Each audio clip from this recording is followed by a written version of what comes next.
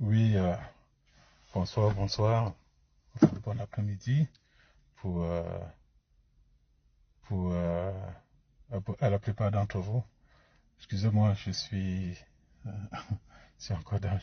dans la voiture, je suis sorti vite fait là pour déposer l'enfant. Il avait une activité qui nécessitait que je me déplace pour lui. Voilà, je profite comme je suis en train de l'attendre là pour faire cette petite, euh, cette petite sortie sur Facebook. Je ne vais pas être trop long. Hein. Ah, je vois que mes live Facebook portent toujours le hashtag 2025 ou jamais. C'est bien là où nous en sommes. 2025 ou jamais. 2025 est passé avec, euh, avec tout ce qui s'est passé, tout ce que nous connaissons.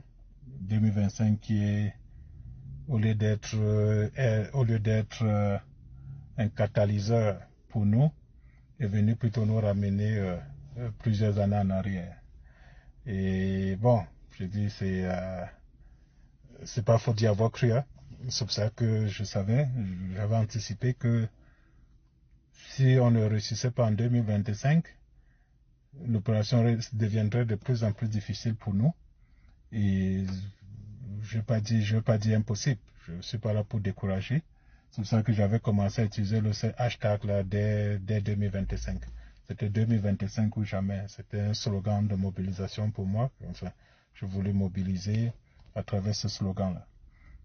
C'est donc dans ce sens-là que j'avais trouvé cette formule qui n'était que une manière de... Mm-hmm, qui n'était que... Voilà, c'est inspiré par... C'est inspiré par...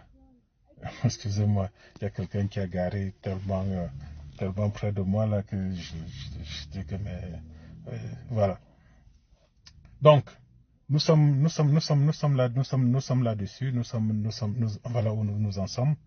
Les élections se sont passées et je vais dire que nous sommes plus ou moins dans la tourmente.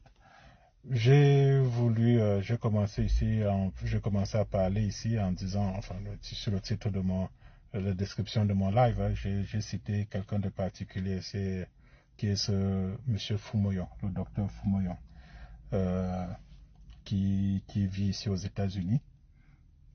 J'ai dit, depuis 2000, il s'est présenté, il a apparu dans mon sillage.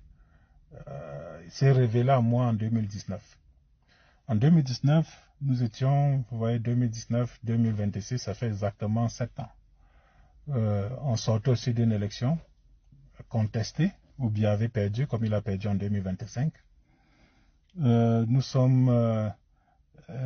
Ça s'est passé comme ça s'est passé. Bia, il perd les élections, il arrête le vainqueur, il met en prison. Donc, pendant que nous sommes en pleine campagne de mobilisation déjà pour la libération du vainqueur de ces élections-là, il y a une idée saugrenue qui circule dans la diaspora qu'il faut former un gouvernement de transition. Ok, on en entend parler, pour moi c'était très lointain. Et je reste comme ça là que je me lève un matin, vu le décalage horaire entre l'Amérique et l'Afrique. Quand je me lève au milieu de la nuit, je vois un message qui m'a été laissé. Je vais citer des noms. Hein. Je vais citer des noms. Un message qui m'avait été laissé par Narcisse Nganchop. Ok, il me dit que voilà, ils ont pour donner un coup, pour booster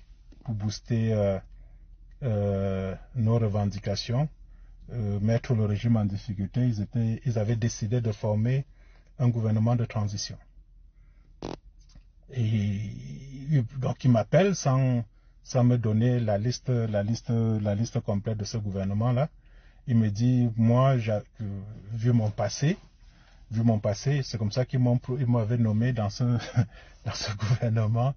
Dans ce gouvernement-là, il m'avait donné le poste de vice-ministre de la Défense. J'ai dit, ok. Là, maintenant, l'objectif pour moi, quand j'ai cette information avec Narcisse Nganchop, Parce qu'il me presse de me déterminer que c'est comment tu vas ou vas pas, tu prends ou bien tu ne prends pas. Je dis à Narcisse Nganchop que mon cher ami, je peux pas rejoindre une équipe dans laquelle je connais rien, je connais ni les tenants, les aboutissants. Déjà, je suis vice-ministre de la Défense. Qui est mon ministre de la Défense? Il me dit que c'est Patrice Nouma. Je dis ok. Bon.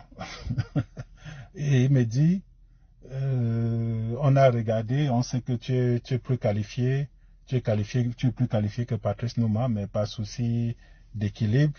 On a nommé Patrice Nouma ministre de la Défense et toi tu es son vice-ministre.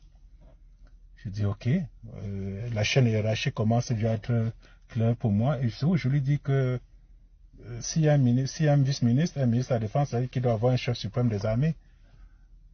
Qui est donc ce chef suprême des armées là, qui est au-dessus de tout? Qui est au-dessus de tout? So, il me parle de Christophe Faumeillon. C'est comme ça que je découvre ce nom-là pour la première fois. Je dis, ah tiens, Christophe Faumeillon. Voilà donc comment est-ce que je découvre Christophe Faumeillon et je découvre la fourberie qui est en train de se tisser. Là, nous sommes en 2019. Je dis à Narcisse Nganchop qui me laisse, je vais réfléchir là-dessus. Je ne peux jamais parler à propos de ce gouvernement-là avec Narcisse Nganchop. Parce qu'il était en train de préparer ça. Ce gouvernement devait être révélé, mis sur la place publique, formellement constitué, à l'occasion de la marche du 19 mai, c'était le 19 mai ou bien le 18 mai 2019 à Paris, un samedi en tout cas, le dernier samedi précédent le 20 mai au Cameroun. Il fallait donc qu'on le fasse là, avant cette date-là. J'avais été contacté au mois d'avril pour ça. Bof, et c'est où j'ai dit que waouh, pendant que nous on est en train de nous mobiliser pour des objectifs clairs, il y en a d'autres qui sont là qui ont notre agenda, qui n'est pas le nôtre, parce qu'on ne s'est jamais mobilisé dans le but de dire que nous allons occuper une certaine place au Cameroun. Non, ça n'a jamais été l'objectif. Et qui plus est, si le vainqueur des élections est embastillé, pourquoi il doit avoir notre président? Pourquoi il faut constituer notre gouvernement qui n'émane pas du vainqueur de ces élections-là? Voilà ce qui se passe en 2019. Je parle d'expérience, c'est ce que j'ai vécu. Faumeillon, il ne m'a jamais appelé de lui-même. Mais Narcisse Nganchop m'a dit que c'était Faumeillon qui était le président de transition pour ce gouvernement qu'ils étaient en train de constituer. Voyez donc, c'est un homme qui apparaît toujours par embuscade. Il est là pour détruire toute forme de résistance contre Biya. Parce que vous ne l'avez jamais vu sur la place publique dire que Biya Moscou. Vous n'avez jamais entendu Faumeillon le dire. Et vous n'avez jamais entendu Faumeillon venir contester, dénoncer la manière dont ce pays-là est géré. Ça n'existe pas, il ne faut pas compter sur Faumeillon. Mais vous allez le voir dans tout ce qui est messe noire. Là, il voit qu'il y a des forces, des gens qui se regroupent pour contester le régime. Vous allez voir Faumeillon. C'est donc comme ça là que 7 ans plus tard, le même Faumeillon apparaît.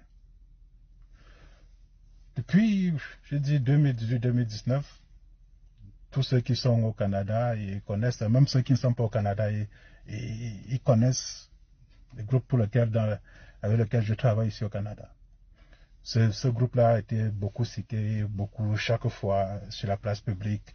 Les gens vont dire, ok, machin, le Canada, ils savent que nous avons toujours été de tous les combats qui ont trait à l'avènement de la démocratie au Cameroun, pour plus de justice, plus de liberté, et surtout de démocratie dans ce pays-là.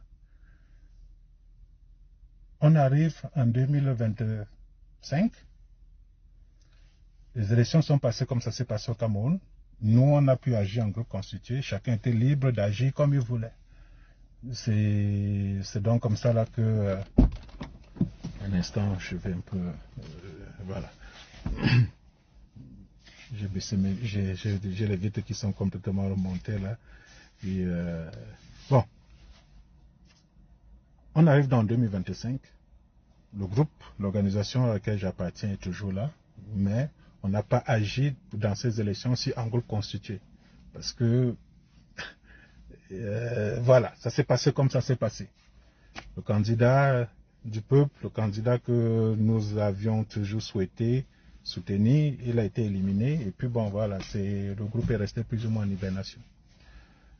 Mais il y a des gens comme moi qui ont agi à titre individuel pour supporter un candidat. Ce candidat, c'était Issa Chiroma. On a mouillé le maillot pour Issa Chiroma. Ça se passe comme ça se passe. Issa Chiroma nous trahit, ou bien il révèle sa nature après les élections. Mais les forces résistantes, quand bien même elles auraient été plus ou moins embrouillées par Issa Chiroma, sont toujours restées une force qui représente une certaine menace pour le régime de Yaoundé. Voilà donc où Foumeillon revient à la charge. Cette fois-ci avec l'onction d'Issa Chiroma.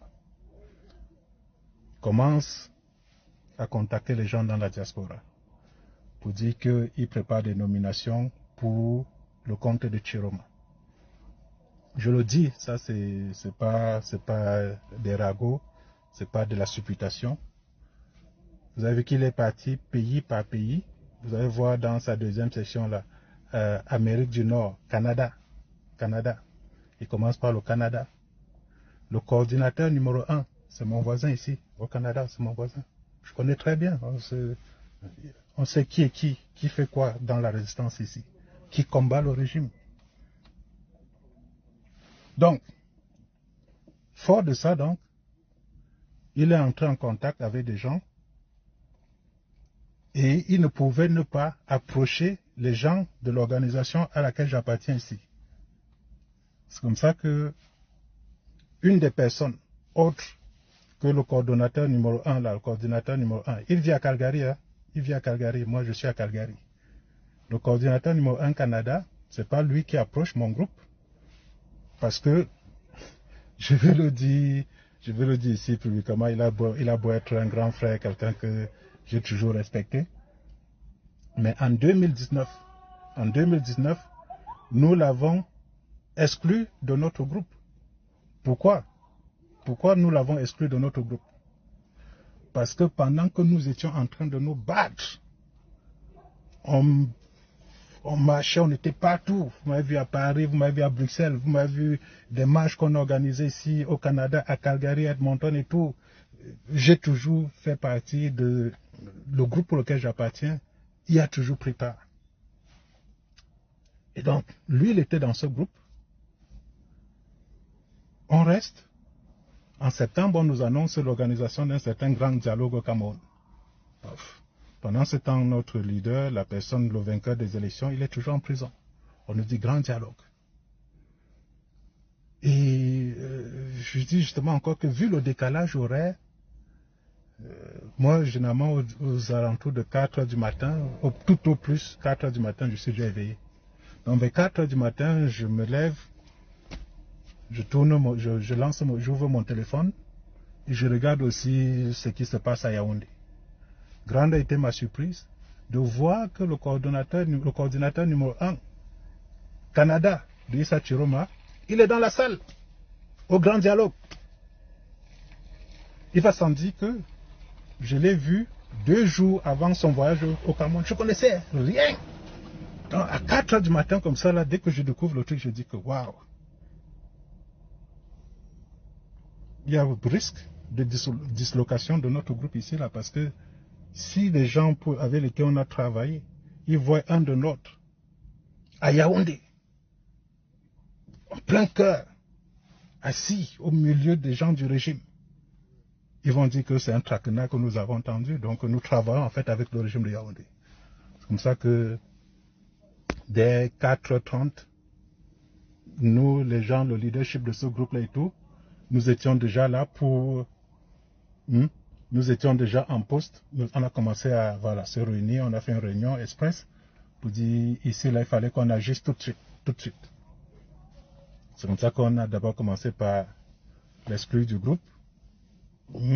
L'exclure du groupe, préparer un communiqué où on a envoyé à tous les autres membres du groupe pour dire que cela s'est passé à notre insu. On ne savait pas. On n'avait jamais été associé à cet événement-là. On ne savait pas qu'il existait même un grand dialogue.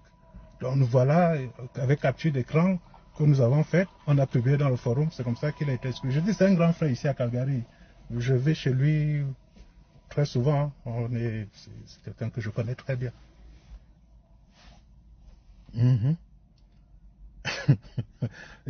Guy Fondje dit qu'il a vu tout ça de loin. Donc, voilà donc, c'est lui encore, 7 ans plus tard, qui est nommé coordinateur Issa Chiroma au Canada, numéro 1. Il dit, c'est quelqu'un que vous n'aurez jamais le voir sur le terrain pour dire que bien à Moscou. Nous ne pouvons pas approcher des gens comme nous. Une autre personne qui était nommée par Issa Chiroma contacte un des gars du groupe kémien ici à Calgary. Quand je dis kémien, c'est pour dire au groupe auquel j'appartiens. Ce groupe-là ne m'appartient pas, ce n'est pas mon groupe, mais je suis dans ce groupe-là. Il contacte, il veut lui vendre l'idée, Issa Chiroma, qu'on va nommer. Le gars marque de ses réserves, je dis mon camarade de lutte ici, il marque des réserves. C'est donc comme ça là qu'il lui demande quand même que est-ce qu'il peut lui permettre de donner son numéro de téléphone à quelqu'un qui va l'appeler. Il dit pas de problème. C'est Foumeillon en personne qui l'appelle. Foumeillon qui prend le téléphone, qui l'appelle. Il se présente à lui. Et lui commence à lui vendre le projet de nomination qu'ils ont besoin et qu'ils veulent le coopter dans ce groupe-là. Bien entendu, c'est quelqu'un avec qui nous travaillons. Je travaille depuis la première heure. Depuis 2018, si vous dites le rythme de travail que nous avions ensemble, vous ne pouvez pas croire. Donc, bien entendu, leur communication n'a pas duré, ça a duré à peu près 3 minutes, pas plus de 5 minutes. Il a décliné l'offre. Je dis, c'est Foumeillon, en personne, qui l'a appelé. Le même Foumeillon qui était censé être le président de transition en 2019. C'est donc lui qui, pour tout au moins, pour les gens du Canada, je peux dire avec certitude et exactitude que c'est Foumeillon qui a fait les exercices de cooptation, pour approcher, celui qui a approché les gens, pour leur proposer d'entrer pas dans un gouvernement cette fois-ci, hein, parce que je dis qu'ils ne sont pas dans une attitude de confrontation avec le régime bien. Et pour preuve, si vous en doutez, sortez-moi un écrit, sortez-moi un texte, sortez-moi une vidéo où vous voyez Foumeillon en train de contester le régime de Yaoundé. Ça n'existe pas. Ça n'existe pas. C'est donc celui qui vient là, qui se met à travailler. En fait, ils sont partis offrir leur service à Issa Chiroma. Avant que je ne fasse ce live-ci, j'ai publié la photo de profil Facebook du compte officiel d'Issa Chiroma, celui qui a gagné les élections d'octobre 2025 au Cameroun. Allez sur sa page officielle aujourd'hui. Allez sur sa page à l'instant où je vous parle. Vous allez voir que Bia est là en arrière-plan. Bia est là. Et comment peut-on croire que celui-là est en train de combattre Bia aujourd'hui? Parce que quand on est dans une posture combattante, surtout à ce niveau-là, il y a des détails comme ça là ne peuvent pas être pris comme une simple erreur d'appréciation. La page de profil La page Facebook d'un homme politique vous reflète un peu son positionnement politique, qui il est, quelles sont les idées et les valeurs qu'il défend. Mais vous allez sur celle d'Issa Chiroma, sa photo de profil, ça va bien. Ça fait bien. Aujourd'hui, à l'instant où je vous parle. Voilà donc le piège qui nous a été tendu en 2025. Où, je dis malheureusement, je sais pas, je prends ça toujours comme étant un cauchemar. Comment j'ai pu prêter ma voix, mes ressources, mon engagement, mon énergie à Issa Chiroma? Je n'en reviens toujours pas. Parce que même en octobre 2025, là, quand je disais que voter Issa Chiroma, sa photo de profil Facebook n'avait pas changé. Bia était toujours là. Bia lui parlait. Bia était toujours là comme son parent. Elle était toujours là. Le voilà donc, avec, quand on dit Fumoyon, à côté de Fumoyon, il faut voir Eric Tchindjé. Ce sont toujours, travaillent ensemble. Travaillent ensemble. Des gens qui sont jamais là, qui sont là, qui ont pour rôle d'éteindre tout foyer de résistance contre bien. C'est leur rôle. Ils détectent, ils vous approchent avec le masque d'hommes affables qui veulent une certaine forme de changement au Cameroun, mais qui en réalité ne sont que les outils aux mains de ce régime. En réalité, ne sont que des outils aux mains de ce régime. Donc comme ça là qu'ils pénètrent tous les petits foyers de résistance qui vont naître. Ils pénètrent pour détruire l'essence même de la raison d'être de ces foyers. C'est Fumoyon. Je dis, il ne faut pas vous tromper. Fumoyon et Eric Tchindjé. Vous partez donc de là, vous regardez tous leurs proches. Comme on dit, dis-moi qui tu fréquentes, je te dirai qui tu es. Tous ceux qui se révèlent, qui sont proches de ces personnes-là, ils sont tous associés à cette campagne aujourd'hui. Tous, ils ont associé. Vous avez des gens très respectables, qui étaient à Paris, mais qui aujourd'hui sont tombés sous le charme de Fumoyon. Vous avez vu des posts Facebook, des influenceurs assumés, puisqu'il est ce qu'il est, je ne vais pas cacher, Boris Berthaud, qui vous a dit qu'il y a des nominations qui attendent encore. Ça, ce n'est pas une nomination d'Issa Chiroma, c'est une nomination du régime. Donc maintenant, ce n'est pas... Issa Chiroma ne va jamais poser un acte régalien qui le mettra en faux avec le régime de Yaoundé. Il n'est pas là pour combattre ce régime.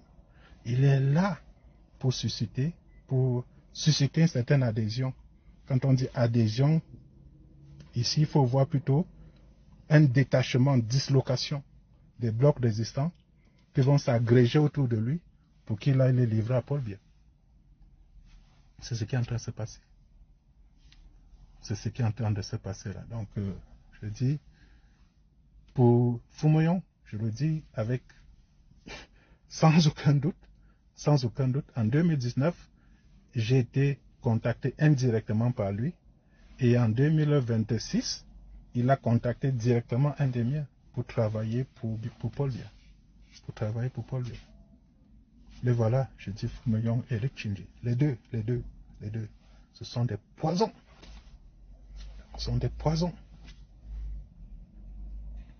Poison. Quand on dit poison, c'est parce que ils sont là pour Yaoundé. Ils sont là pour bien. Pas pour le bien-être des Camerounais. Voilà le petit témoignage que je voulais vous faire ce jour au sujet des fameuses coordinations générales qui sont sorties un peu partout. Bien évidemment, je me suis abstenu de donner le nom de celui qui est dans cette liste-là, qui a servi de courroie, qui a servi de liaison entre Fumoyon et mon camarade de lutte ici au Canada. S'il me suit, il saura que c'est de lui que je parle. Mais puisqu'il ne m'a pas donné l'autorisation je n'ai pas conversé avec lui avant de faire cette sortie-ci, je ne vais pas donner son nom. Je ne vais pas donner son nom parce que c'est au-delà de tout, c'est quelqu'un qui était sincère dans son engagement. Peut-être c'est par naïveté qu'il a accepté que son nom apparaisse dans cette liste-là, mais je n'ai pas de doute sur son engagement politique. Bon, je ne sais pas pourquoi il a cédé à cette sirène-là de Foumeillon, mais je dis qu'il est dans cette liste-là. C'est donc lui ce que je dis là vient en partie de lui. Donc, cher ami, on me dit qu'il y a Charlie Pat Kamita, c'est qui ça? Je connais pas qui c'est. Non. Donc, bon. Cher ami, je vais m'arrêter là. Je vous souhaite une bonne fin, un bon début de semaine. Nous sommes à peine samedi. J'aurais souhaité avoir un peu plus de temps pour parler avec vous. Voyez, je suis avec le maillot de l'OM, apparemment ils ont perdu. C'est généralement quand l'Olympique de Marseille joue, je m'habille, je suis aux couleurs de l'Olympique de Marseille. C'était, bon, enfin, tout m'énerve actuellement aussi bien sportivement, politiquement, tout, c'est pas la grande forme pour moi. Ok. Merci de m'avoir suivi. Je vous souhaite, attendez un peu, il y a quelqu'un qui dit qu'il veut rejoindre là. C'est qui? Je sais pas. Je vais lui donner peut-être 1 minute et puis bon, parce qu'il faudrait. Je connais pas la personne qui a demandé à joindre, mais comme on ne sait jamais, peut-être il a aussi des révélations, peut-être il veut venir contester, venir apporter une autre information par rapport à celle que je vous ai donnée, c'est pour ça que j'accepte qu'il monte sur ce live. Bon, je ne sais pas il y a des difficultés pour qu'il joigne. J'ai accepté sa demande, mais jusqu'à présent. Ok, mais bon, Charlie, j'ai accepté ta demande là. Je ne vois pas je ne sais pas pourquoi est-ce que ça monte pas. Peut-être il faudra que tu le fasses encore. Donc je dis, méfiez-vous de ceux qui se présentent à vous avec des habits de moine. Ils ne sont pas tous des moines, comme ce Foumeillon. C'est un fouteur de main, c'est un agent du régime. Si vous connaissez les 28 personnes qui ont été nommées là, moins la 27e personne dont je vous ai parlé, sans donner son nom, approchez-le, vous leur demandez si ce que je dis est faux. Approchez-les. Ils ont travaillé, ils ont communiqué avec Foumeillon. Ils ont accepté d'aller travailler pour Paul Biya. Ils ont accepté de travailler pour Paul Biya parce que les nominations étant venues par Chiroma, et Chiroma, qui, à la date d'aujourd'hui, a toujours Paul Biya en photo de profil sur sa page d'accueil Facebook, ne peut que travailler pour Paul Biya. Donc, tous ceux qui se mettent à disposition de Chiroma ce sont des forces qu'on prend pour aller déposer, pour mettre à disposition de Biya. Ceci, dans le seul but de disloquer les forces de résistance de la diaspora. Parce que aujourd'hui, quand on regarde la réalité de l'état dans lequel se trouve ce pays-là, malgré toutes les souffrances que ce peuple a endues, ça veut dire qu'ils ont pu dompter domestiquement ce peuple. Il n'y a pas une résistance force de résistance capable de pouvoir venir à bout de ces régimes-là au Cameroun.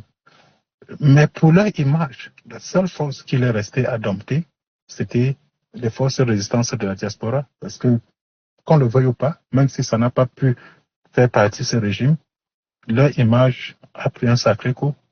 Quand Biya arrive en Suisse aujourd'hui, il n'arrive plus avec la sérénité qu'il animait avant 2018. Quand les membres de son régime veulent sortir, aller en Occident, ils le font aujourd'hui en cachette. Ils savent que sur le terrain, il y a des gens qui vont les accueillir, pas comme ils le souhaitent. Donc, pour retrouver cette sérénité-là, il est important, urgent pour ce régime de détruire les forces résistantes de la diaspora. C'est ce que Issa Chiroma, c'est la tâche qui a été confiée à Issa Chiroma. Et c'est ce qu'il est en train de faire.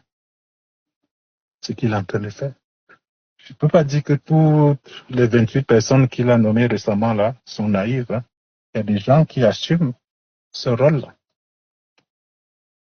Il y a des gens parmi eux qui assument, qui savent où est-ce qu'ils sont en train d'aller. Mais j'ai au moins une exception dans cette liste-là qui montre que il y a des naïfs parmi. Il y a des naïfs parmi qui continuent toujours à croire, ils sont convaincus que Issa Chiroma va renverser le régime. Je ne sais pas ce qu'ils font de cette fois-là, mais ils y croient quand même. Ils y croient.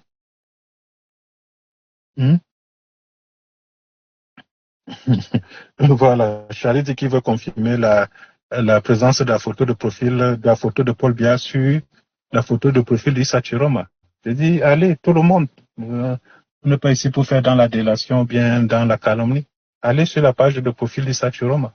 Page certifiée, ce n'est pas, tout le monde peut crier aujourd'hui contre Idriss Patrice Kassam. Bon, ça peut détourner certaines personnes, mais dès que la page est certifiée, je dis que c'est la mienne, c'est différent.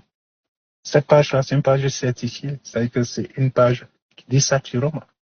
Autre élément aussi ironique que j'ai relevé par rapport à cette page-là, il n'est pas présenté dessus comme étant un homme politique. Hein.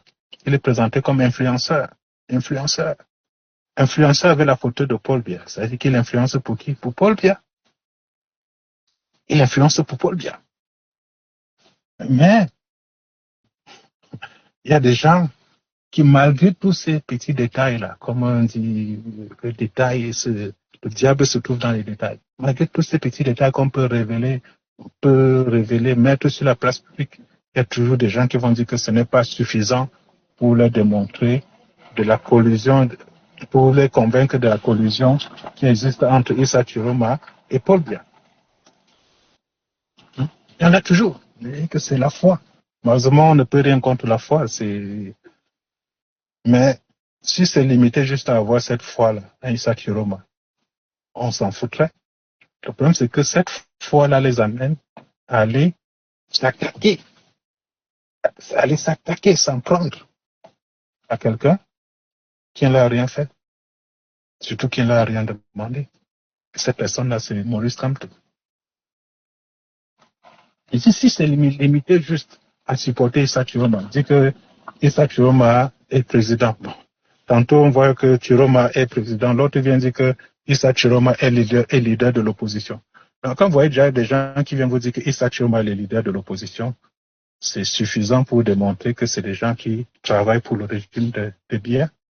Parce que dans l'esprit, au Cameroun, il est important de démontrer que Kamto n'est pas une force politique viable, alternative pour le régime. Donc, il n'est pas le leader de cette opposition-là. Il faut trouver ce que vous avez d'abord vu depuis 2019. On vous dit que le leader de l'opposition, c'est Bello Maïgari. Comment il s'appelle Cabral Libi dépasse Kamto. Il est député. Vous avez trouvé tous des éléments pour pouvoir déconstruire l'homme.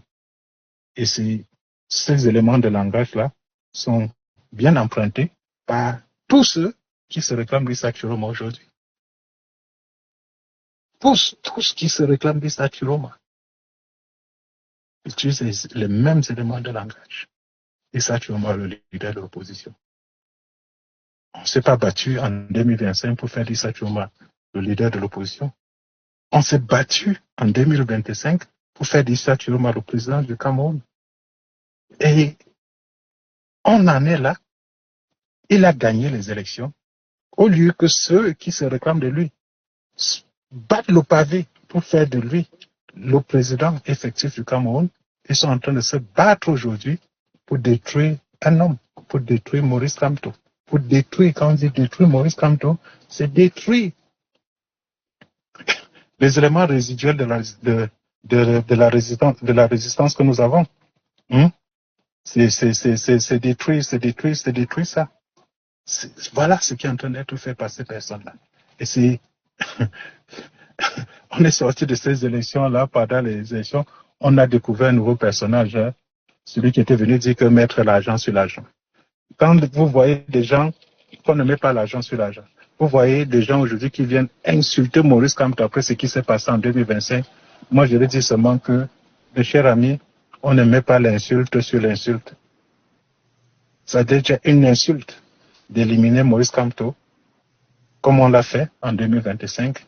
Venir aujourd'hui l'accabler, comme vous le faites, c'est rajouter l'insulte à l'insulte. C'est de prendre la victime comme étant le bourreau. Au lieu de dire que c'est bien qui a empêché Issa Chiroma d'être le président effectif du Cameroun, les gens disent que non, c'est Kamto. C'est Kamto. C'est Kamto. Ils insultent. Ils sont sérieux. Ils sont véhéments. Ils sont méprisants. Pas contre le bourreau, mais contre la victime. Tu te demandes, mais qu'est-ce que Maurice Kamto vous a fait? Il s'est tué en 2025. Quelle était la conséquence de son silence? Votre candidat a gagné. Et alors, pourquoi vous vous en prenez à lui? Issa Chiroma aurait perdu les élections, bien aurait gagné les élections de 2025, qu'on pourrait dire que oui, et ça peut être même défendable, que le silence de Moïse Kamto aurait contribué à cela. Aurait contribué. Mais il s'est tué. Quelle a été la conséquence de son silence? Votre candidat a gagné. Et alors? Et alors? Et alors?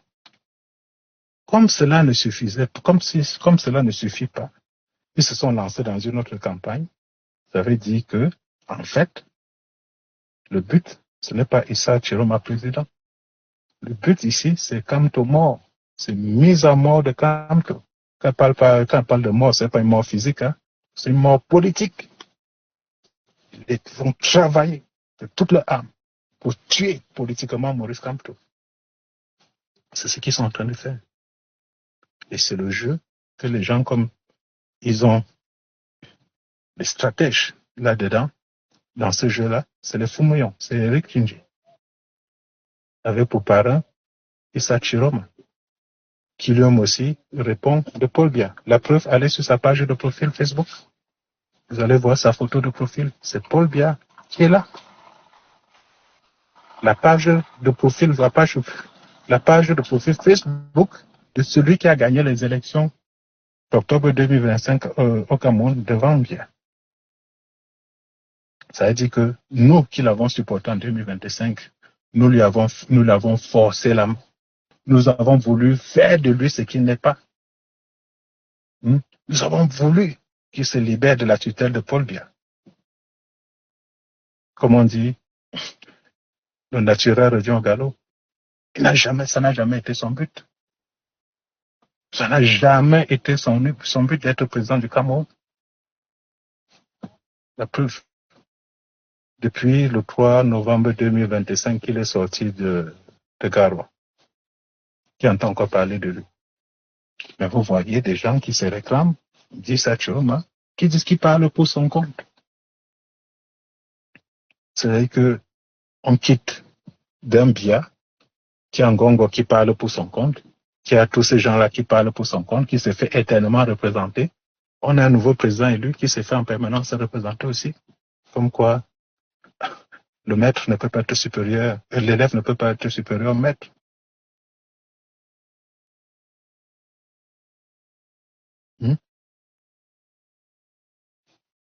On ne peut pas être supérieur. Il ne peut pas être supérieur. Ici, c'est... Moi, j'essaie toujours, chaque fois que je parle, d'être le plus factuel possible. Ok? Je peux me tromper dans ce que je dis, mais même si je me trompe, c'est avec le bénéfice de la sincérité de l'engagement qui est mien. Ok? Je ne viens pas parler dans l'esprit de détruire, dans l'esprit d'insulter. Non, ça n'apporte pas. Il faut venir avec des éléments. Peut-être en 2025, 2026, moins de 6 mois après une élection, pour voir celui qui a gagné les élections, avoir pour profil, photo de profil, celui qui est son opposant, celui qui a perdu, celui qui l'a empêché d'être président. Et ceux qui se réclament de lui, ils ne voient pas ça. Ils partent plutôt s'en prendre à un autre homme politique. J'ai fait ce travail comparatif. Hein. Je dis un autre homme politique parce que peut-être pas abus de langage. Je considère Issa Chiroma comme un homme politique. Non, même pas abus. Il s'est présenté sur Facebook comme influenceur. C'est pas moi qui le dis, allez sur sa page Facebook. Il est influenceur. La page Facebook d'un homme politique comme Maurice Kamto dit bien homme politique. C'est suffisant pour dire qu'ici, là, c'est une page. Ces deux pages ne sont pas faites pour véhiculer les mêmes, pour atteindre les mêmes objectifs. Il y a un qui influence pour Paul Biya. Il y a un autre homme qui travaille pour le peuple. C'est pour ça qu'il se présente comme homme politicien, Maurice Kamto. Et il y a des gens qui veulent nous ramener aujourd'hui à mettre ces deux personnes sur la balance. Il y a des gens qui se battent, peut-être aussi de bonne foi, pour nous dire que le Cameroun ne peut pas s'en sortir, il ne peut pas avoir tendance au Cameroun sans une alliance entre Maurice Kamto et Issa Chiroma. Je dis que mais quelle hérésie! Quelle hérésie! De quel genre Maurice Kamto va s'allier à Issa Chiroma aujourd'hui pour que Issa Chiroma lui apporte quelle plus-value? Quelle est la plus-value qu'Issa Chiroma apporterait dans une lutte politique aujourd'hui au Cameroun? A-t-il une doctrine politique assumée? A-t-il des œuvres, des engagements politiques qui peuvent servir de référence à ce peuple-là pour qu'on puisse dire qu'ok, en mettant ces deux hommes politiques ensemble, ils peuvent être complémentaires. Je dis, regardez dans le parcours de ces deux personnes. Regardez dans le parcours politique. Et il y a des gens qui te disent que mais on marche sur la tête ou quoi? Comment on peut arriver aujourd'hui à penser que pour changer, pour obtenir un certain résultat politique aujourd'hui au Cameroun, il faudrait qu'Issa Chiroma et Maurice Kamto s'associent, travaillent ensemble. L'un va apporter quoi à l'autre? Il va venir, il va nous dire quelle est l'idée qu'il s'est fait de la politique. Cela est consigné dans quel livre? Aucun. Cela est consigné par quelle doctrine politique? Aucun. Cela peut être défendu par quel positionnement politique qu'il a eu assumé pleinement? Aucun. Depuis 1992, il est ministre des Biens. On enlève quelques intermèdes de 7 ans où il a été mis de côté. Et depuis 1992, sorti des élections que Frunzi avait gagné en cette année-là, Issa Chiroma est devenu ministre de Paul Biya. Un parcours fait de compromission, de trahison en permanence. Nous avons eu la faiblesse de croire que nous pouvons le transformer, nous pouvons empêcher cette trahison-là d'être effective en 2025 en faisant de lui le président du Cameroun. C'est pour ça que nous nous sommes engagés. Mais, je dis une fois de plus, on est sorti de là. Il nous a trahis. Il nous a trahis. Il nous a trahis. Et je dis, on voit des personnes, même les plus insoupçonnées, pour dire, ah non, il faut se mettre là il faut que Maurice Kamto et Issa Chiroma se mettent ensemble. Ils vont pour faire quoi? Pour faire quoi? Autre hérésie aussi. Et c'est là où hier nuit, je me suis amusé un peu à aller sur Facebook, être sur Internet. Je passais le temps sur mon téléphone. Je tombe sur une publication. Amédée Dimitri Toko, qui partage, il a partagé ça peut-être il y a cela 3 jours, une pétition, une capture d'écran où on montre Dame Alice Com sur certains flyers qui disaient que libérer Jekam Chamini, pétition, allez signer la pétition avec plus de 600 000 signataires au moment où on publie. J'ai dit que waouh, ok, c'est possible. Je m'en vais, puisque Dimitri Touko, c'est un support affirmé de Sachiroma aujourd'hui. J'essaie de dire, ok, depuis quand, pourquoi il se contente juste de partager la capture d'écran au lieu de partager le lien de la pétition? Premier quoi. Peut-être il a juste voulu présenter le nombre de pétitionnaires. Ça aussi, c'est possible. Mais depuis quand il serait au courant d'une quelconque de ce que cette pétition-là existait? Je commence à remonter son fil d'actualité, je commence à remonter pour voir, parce que quand la publication sort, on doit avoir une certaine campagne de communication autour de la pétition. Je vois que il a parlé de ça seulement il y a de cela 3 jours pour nous montrer qu'on était à 600 000. Je commence à trouver ça suspect.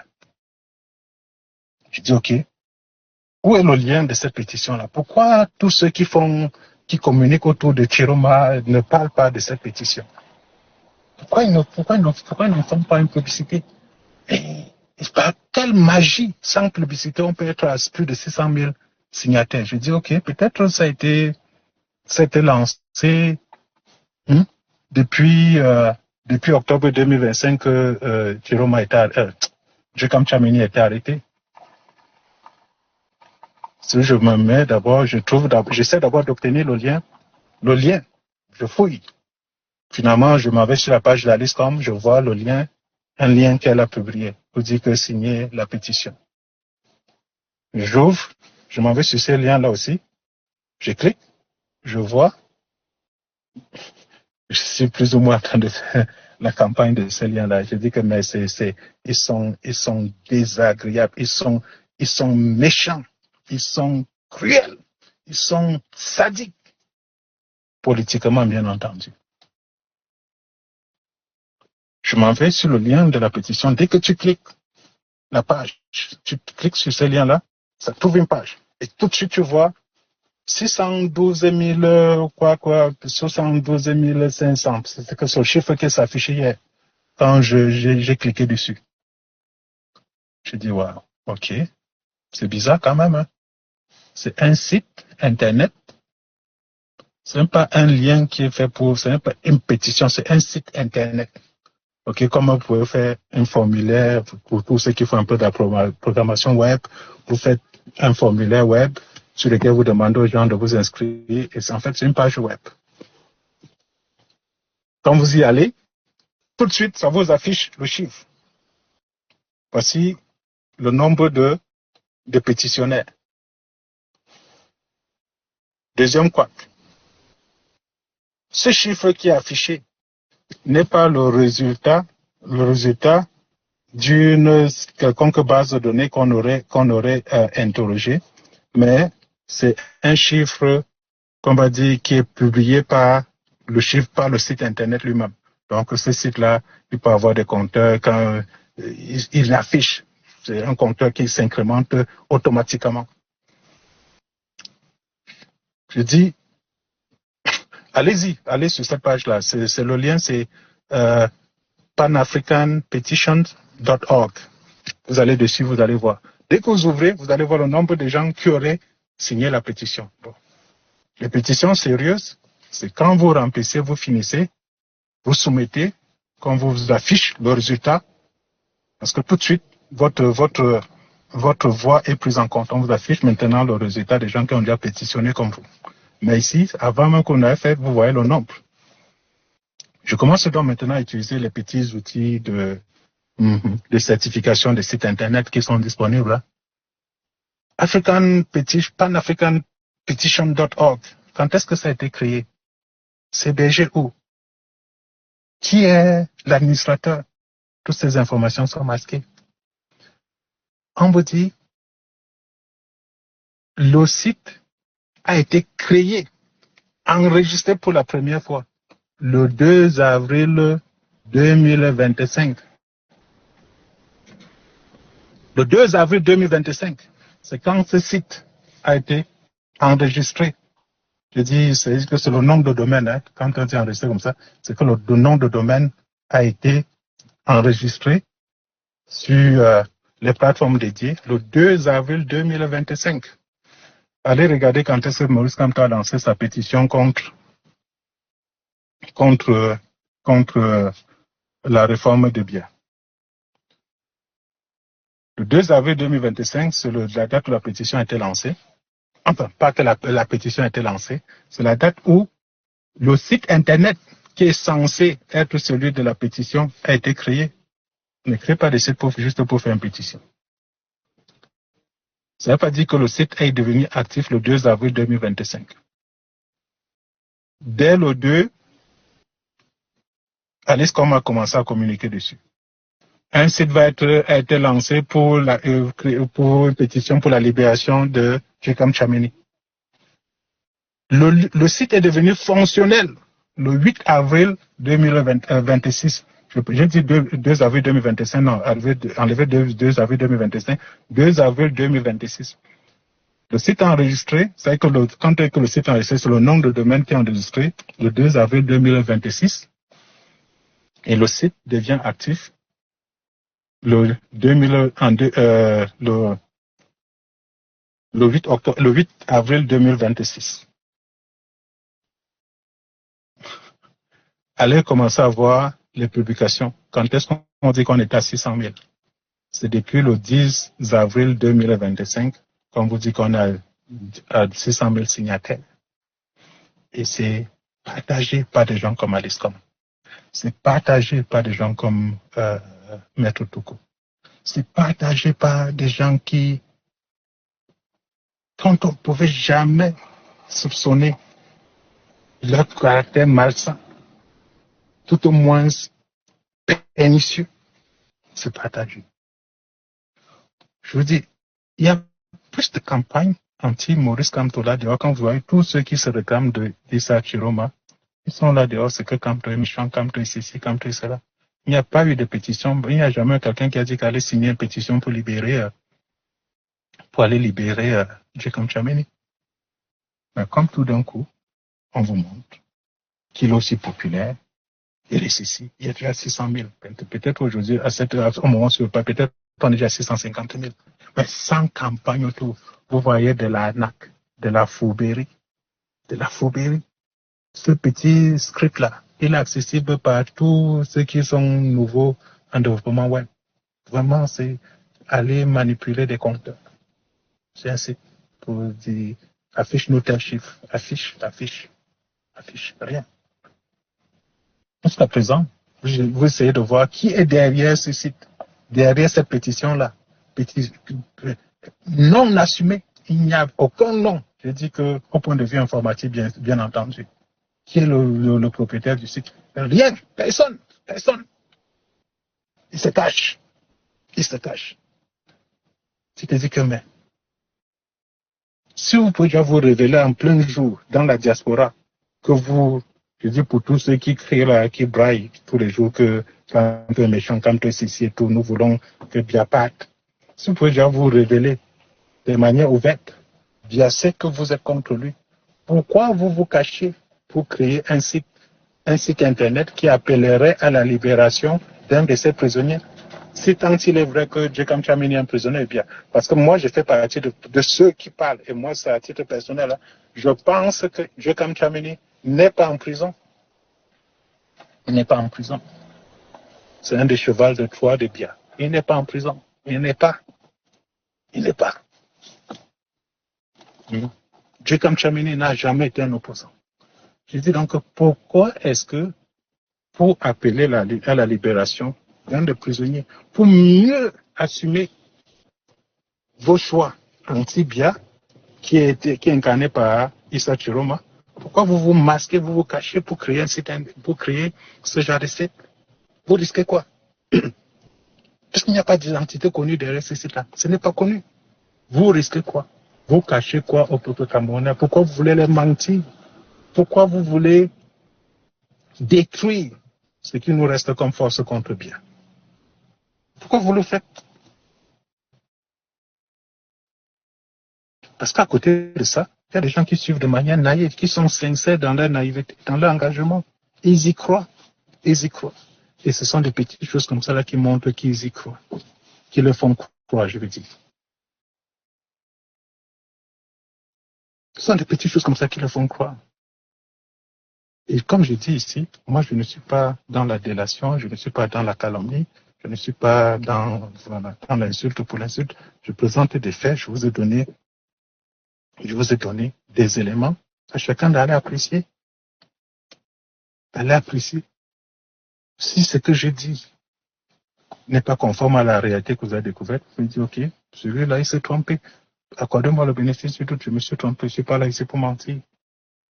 Mais je vous donne les éléments pour aller apprécier ce que je suis en train de vous dire. Donc, je dis, c'est dommage que... Même pas que c'est dommage, hein. Les gens... Oui, je dis c'est dommage. Je trouve ça dommage, c'est qu'on ait pu recevoir des coups de biais, alors que c'est nous qui en donnions depuis 2018. Depuis 2018, nous lui en donnons. Mais actuellement, c'est nous qui recevons ces coups-là. Il ne s'en prive pas. Il utilise nos éléments parce que pour moi qui ai un peu fait le métier des armes, c'est-à-dire l'ennemi le plus redoutable, hein, ce ne sont pas les gens en face de vous. L'ennemi le plus redoutable, c'est ceux qui sont dans votre dos, c'est ceux avec qui vous travaillez. C'est ceux de votre camp. Et quand on voit aujourd'hui ceux de notre camp, qui étaient de notre camp, avoir les attitudes qu'ils ont aujourd'hui, il y a de quoi avoir peur. Parce que on a beau dire, c'était des éléments avec lesquels nous travaillons, on s'est affiché, on a collaboré, on a tout fait avec ces personnes-là. On a tout fait. C'est pour ça que je dis, c'est dommage que nous en sommes là aujourd'hui, qu'on bien nous donne des coups à travers les gens de notre camp. On reçoit des coups à travers lui. Parce que il faut pas croire, hein. Derrière Kamto, quand vous voyez là que tous les gens crient mise à mort à Kamto, il veut tuer tout courant de résistance. Et nous sommes dans ce courant-là. Il faut neutraliser ce courant de résistance avant que bien ne passe la main à son successeur désigné. Il faut tuer les dernières poches de résistance. Il faut les neutraliser avant qu'ils ne passent la main. C'est le dernier combat politique de Biya. Pour le reste, il a déjà presque tout gagné. Il a pu rester au pouvoir jusqu'à cette date-ci. Il a pu changer sa constitution. Il est en roue libre au Cameroun politiquement. Il fait tout ce qu'il veut. Tout ce qu'il veut. Mais pour parachever ce travail-là, il faut qu'il tue le courant politique incarné par Maurice Kamto, qui est en fait aujourd'hui le seul opposant au Cameroun. Je dis encore ça, c'est de mon point de vue. Hein. Ça peut être subjectif. Je vous le concède. Mais tous les faits me montrent qu'aujourd'hui au Cameroun, si on parle opposition, c'est incarné par Maurice Kamto. C'est incarné par lui. Ce n'est pas un titre qu'on revendique avec fierté. Qu'est-ce qui a devenu dire qu'on est leader de l'opposition? On dit juste qu'il incarne l'opposition aujourd'hui au Cameroun. Ce qui, l'incarnation là ici, c'est au niveau de la possibilité d'alternance et de capacité d'une force autre que celle du régime à changer le cours, changer la nature de la manière avec laquelle le pays là est conduit depuis 1982. Aujourd'hui, quand on regarde sur la scène politique au Cameroun, la seule chance fiable que nous avons pour pouvoir donner une autre trajectoire à ce pays-là, c'est Maurice Kamto. C'est ça que quand je vois comment des gens sont acharnés à la tâche de manière encore plus ardue que bien pour le détruire, je dis que ils sont en fait en train de travailler pour cet homme-là, ils sont en train de travailler pour bien.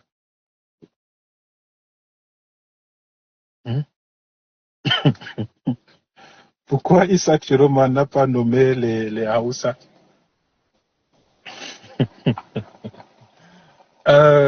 Il a nommé Émeric Noupa, c'est justement pour ça qu'il s'est limité juste à dire qu'il va nommer dans la diaspora.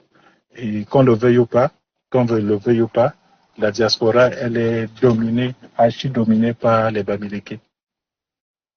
Je ne veux pas entrer dans cet exercice tribal-là, mais depuis,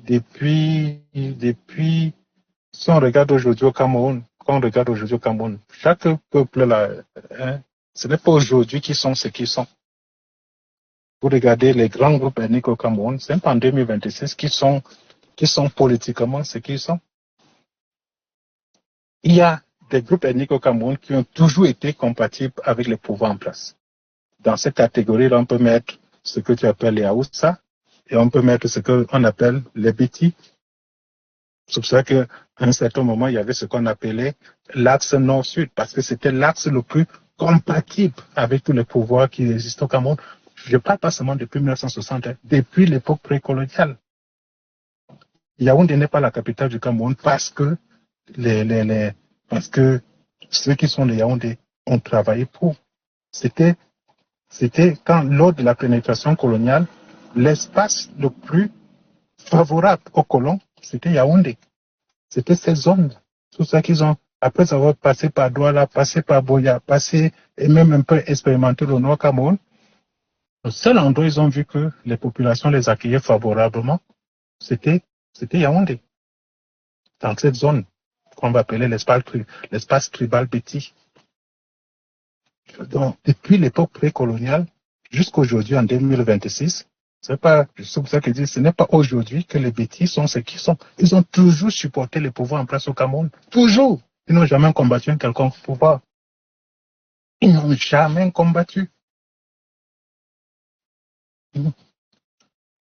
À côté donc de ça aussi, puisque tu as posé la question pourquoi est-ce qu'ils ne nomment pas les Haoussa, c'est pour dire que ce sont des peuples qui sont toujours accommodés des pouvoirs au Cameroun, pouvoirs coloniaux, pouvoirs post-coloniaux, si on peut m'appeler, si on peut accepter que nous sommes sortis de l'époque coloniale. Depuis 1960 jusqu'à ce jour, les Bétis n'ont jamais contesté les pouvoirs politiques. Les Haoussa, j'utilise les expressions, n'ont jamais contesté les pouvoirs politiques au Cameroun. La personne qui est venue délivrer Paul Biya en 1992 pour qu'il n'ait même pas la possibilité de dire qu'il va truquer les élections là, c'était Bello Bouba Maïgari. Aïdre est mort en 1989. Depuis 1989, son corps est à Dakar. Les populations les plus véhémentes qui réclament le plus le retour d'Aïdre au Cameroun, ce ne sont pas celles du Nord Cameroun, ce ne sont pas ces Haoussa. Ils acceptent que c'est comme ça que ça doit être. Parce que, justement, ce n'est pas dans leur nature à s'opposer à des régimes politiques. D'un autre côté, je veux dire encore, depuis même la période précoloniale jusqu'à nos jours, les Bamileke se sont toujours opposés. Toujours opposés. Ce n'est pas aujourd'hui, ce n'est pas l'arrivée de Kamto sur la scène politique qui font des Bamileke des opposants. Allez regarder. Dès que l'UPC est né en 1948, quels sont les piliers de cette organisation-là? C'était les Bamileke en faisaient partie. Là où il y a eu une guerre acharnée contre le colon, acharnée, lutte qui a valu des massacres de dimensions, je vais me dire des dimensions bibliques. c'était un pays bamileke. Je suis pas en train je suis pas en train de sous-estimer ce que les autres, les Bassa ont vécu, hein, mais je dis que de manière, il y a eu une lutte acharnée par les Bamileke contre les colons.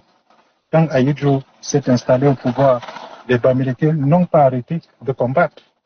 Quand Biya est venu, les Bamileke n'ont pas arrêté de combattre. Donc, on trouve des opposants Bamileke, majoritairement, on sort une liste d'opposants et qu'ils soient archi dominés par les Bamileke, ça ne me surprend pas. C'est au contraire qui m'aurait surpris. C'est donc dans ce sens-là que Issa Chiroma aujourd'hui, quand il se lève, au-delà du fait que j'ai révélé que la diaspora, elle est majoritairement Bamileke, et quand vous mettez ces deux éléments bout à bout, on ne peut pas dire que vous partez chercher des opposants dans la diaspora et vous ne trouvez pas majoritairement de Bamileke dans cette liste-là. C'est donc ce qui, de mon point de vue, justifierait du fait qu'il y ait très peu de ceux que tu appelles les Haoussa. Dans les Haoussa, dans cette liste-là, il y a majoritairement des Bamileke. C'est ce que je vois. Je dis, c'est pas, je dis, mon analyse peut être subjective, hein, je suis le premier à reconnaître cela, mais je dis, au moins, j'ai des éléments, comme je disais tantôt, qui me permettent de fonder, de sous-tendre un certain raisonnement là-dessus. Donc, voilà, mes chers amis, je vais sincèrement m'arrêter ici, là.